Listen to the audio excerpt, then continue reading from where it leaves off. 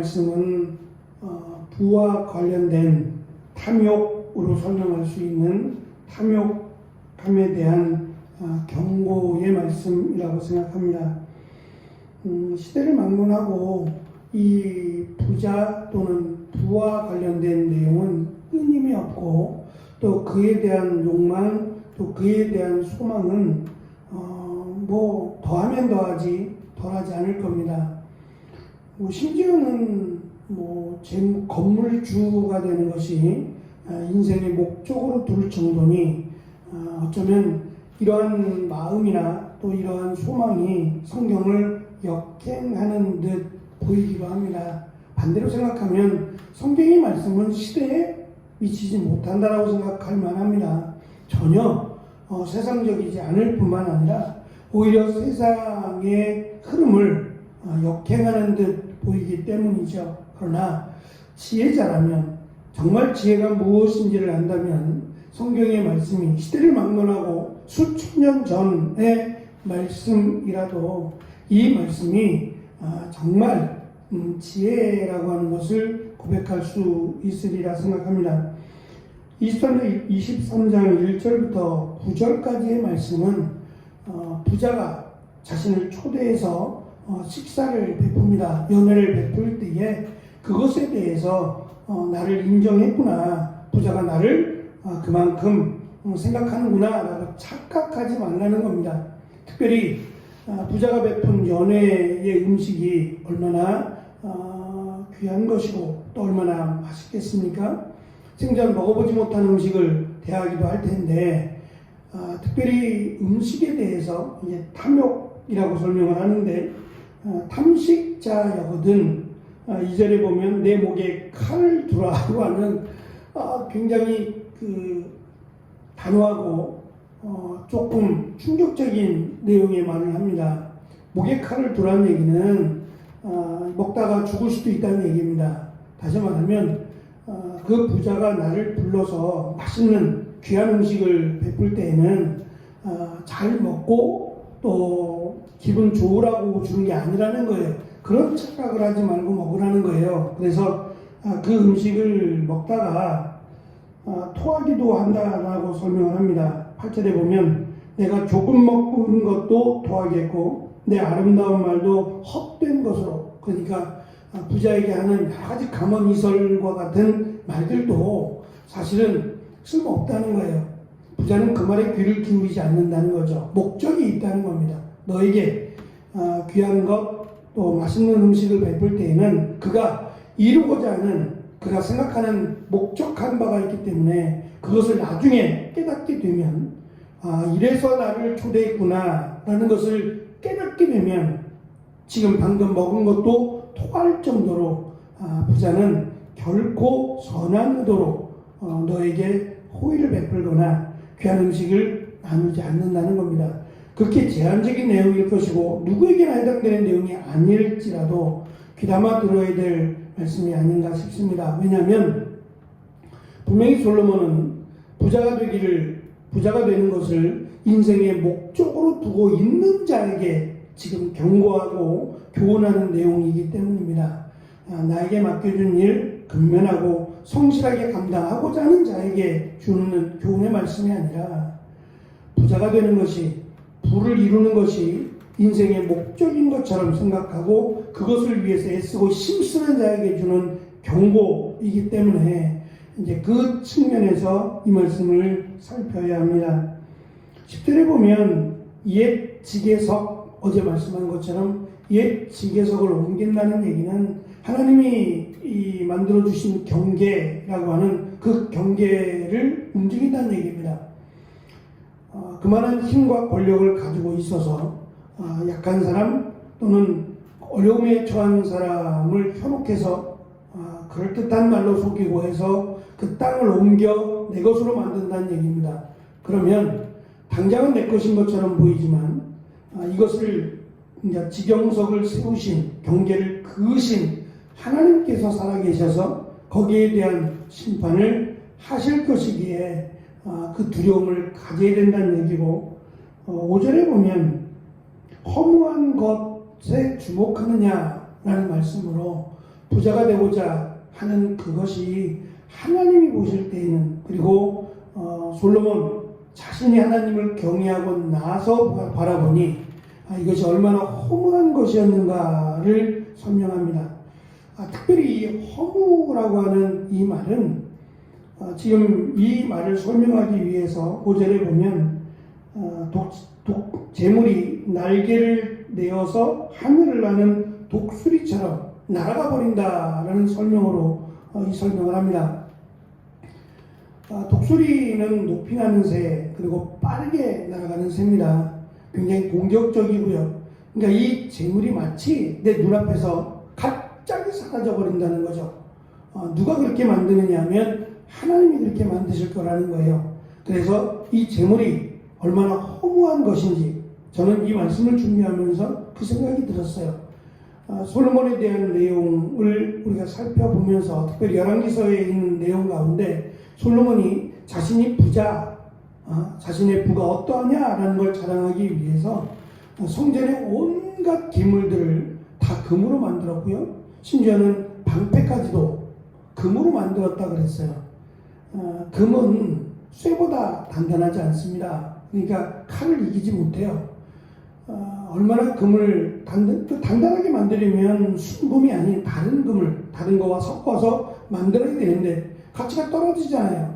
그러니까 가치를 높이기 위해서는 순금으로 만들었을 건데 그 순금으로 만든 방패가 과연 이것을 들고 싸우는 이에게도 어떠한 마음을 주었겠으며 또 적이 이 순금 방패를 보면서 무슨 생각을 했겠냐 말이에요.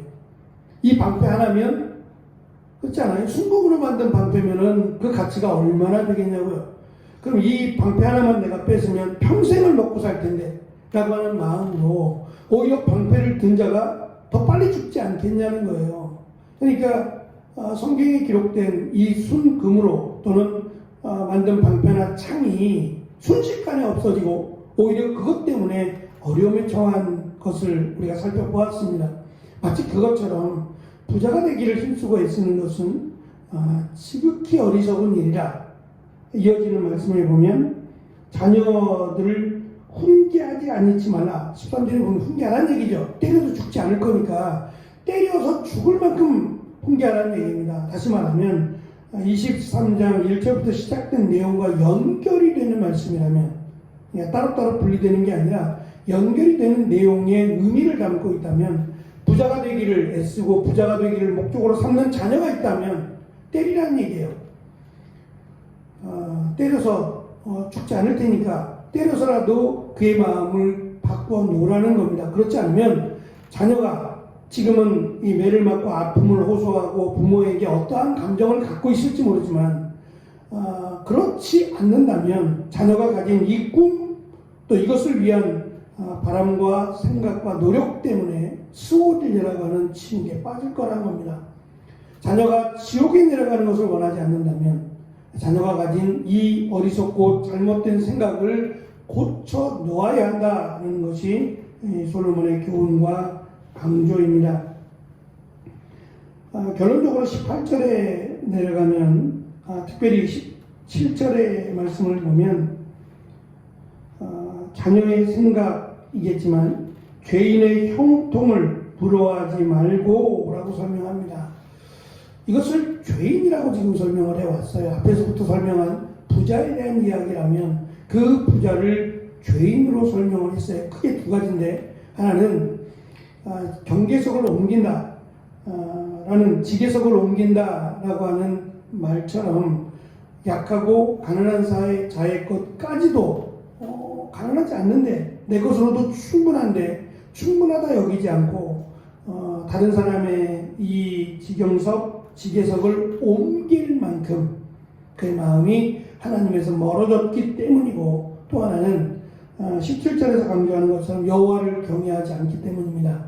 자기의 소견에 오른 대로 우리가 사사기를 통해서 또 사무엘서를 통해서 충분히 보았던 것처럼 자기 소견에 오른 대로 자기가 법이고 자기가 곧 하나님인 것처럼 그 뜻대로 행하는 자이기 때문에 하나님이 그를 반드시 심판하실 것이다. 그러므로 이 부자가 모두 그런 건 아닙니다만 예수님께서도 낙타가 차라리 바늘귀로 들어가는 것이 더 쉽다라고까지 말씀하신 것처럼 정말 그것이 말씀대로 사실이고 현실이라면 안타깝다라는 생각이 들어요. 세상에서는 뭐 정말 자기 뜻대로 안 되는 게 어디 있겠어요. 부자가 되기를 바라는 자본주의 사회에서 부자가 되기 위해서 우리나라에 들어온 많은 외국인들을 바라보면서 오죽하면 다른 나라의 형제, 자매, 가족을 떠나서 말도 통하지 않는 다른 나라에 들어와서 살겠느냐 말이에요. 그들에게도 꿈이 있죠. 잘 살고 싶다라고 하는 꿈이요. 그런데 그 꿈이 지나치면 자기의 마치 영혼까지 갈아 넣을 만큼 비참해진다라고 하는 경고의 말씀이기도 합니다. 부자가 되기를 원한다라는 것은 잘못된 꿈이 아닙니다. 그러나 그것이 목적이 되면, 인생의 목적이 되면 그것을 위해서 달려가고 아무것도 돌아보지 않는 거죠. 그 목적을 이루기 위해서 살아가면 그것이 마치 날개를 단 독수리처럼 험하게 날아가 버린다라는 것을 솔로몬은 경고하고 권면합니다. 마지막 18절의 내용은 결론으로 죄인으로 설명한 부자를 부러워하지 말아야 될 이유가 그들의 소망을 하나님이 끊어버릴 거라는 거죠. 앞에서 강조한 것처럼 그들이 세운 계획, 그 계획이 안개와 같이 사라질 겁니다. 결코 그 계획이 이루어지지 않을 뿐만 아니라 하나님의 의도적으로 그의 생을 끊어버린다는 겁니다. 끊어서 이루지 못하도록, 그리고 다른 사람들이 그러한 꿈을 꾸지 않도록 하나님이 경고하고 막으실 것이다 라고 하는 것이 솔로몬의 고백이기도 합니다. 어쩌면 솔로몬이 가장 많이 겪었을 고백이 바로 이 고백이 아닌가 싶어요. 솔로몬은 사실 예수님 당시에도 예수님을 향해서 병자들이 하는 말이 있습니다. 병자들이 예수님을 향해서 다윗의 자손 예수여라고 하는 말을 하죠. 그 다윗의 자손이란 말이 솔로몬입니다. 다시 말하면 솔로몬이 의학적으로도 굉장히 많은 업적을 이루었다라고 그 유대인의 문헌에는 나옵니다. 솔로몬은 이러한 부분 모든 분야에서 사실은 천재였고 누구도 뛰어넘을 수 없을 만큼의 업적을 이룬 것 같아요. 건축이면 건축, 여러 가지 다양한 분야에서 정말 탁월한 누구도 범접할 수 없는 그러한 지혜를 가지고 있었던 것 같아요. 그래서 병자들에게 많은 힘이 되고 또 많은 도움이 되었던 것 같습니다. 그래서 메시아는 솔로몬과 같은 그런 의학적인 그런 병자를 고치는 능력을 가지고 오신다라고 하는 것이 유대인들의 문헌에 기록된 메시아의 능력 가운데 하나로 기록이 됩니다. 어쨌든 그런 솔로몬도 자신의 생명을 늘릴 수 없어요. 어쩌면 다윗보다 훨씬 젊은 나이에 그가 생명을 마감했다라는 것을 우리는 충분히 알 수 있습니다. 정확한 나이를 알 수는 없지만 적어도 다윗은 나이가 들어서 노인이 되어서 생명을 달리했어요. 안타까운 마지막이었긴 하지만 그럼에도 그것과 대비해서 솔로몬은 훨씬 더 지혜롭고 훨씬 더 부를 이룬 그런 왕이었음에도 불구하고 젊은 날에 그가 세상을 떠난 것은 자기도 아무리 의학적으로 대단할지라도 자기가 감당할 수 없는 일들이 충분히 있기 때문이죠. 그것을 하나님의 징계라고 말하기는 뭐하지만 솔로몬이 깨달은 겁니다. 자기의 지혜가 아무리 높아도 해 아래 새 것이 없는, 다시 말하면 해를 만드신 하나님 앞에서는 정말 아무것도 아님을 나중에 가서야 깨닫게 됩니다. 해를 달로 바꿀 수 없듯이 그 해가 어떻게 해서 움직이게 되는 걸 발견한 것도 대단하지만 그것을 만드시고 그것을 운행하시는 하나님을 깨닫고 하나님을 경외하는 것이야말로 가장 위대한 지혜라고 하는 것을 솔로몬이 깨달은 겁니다.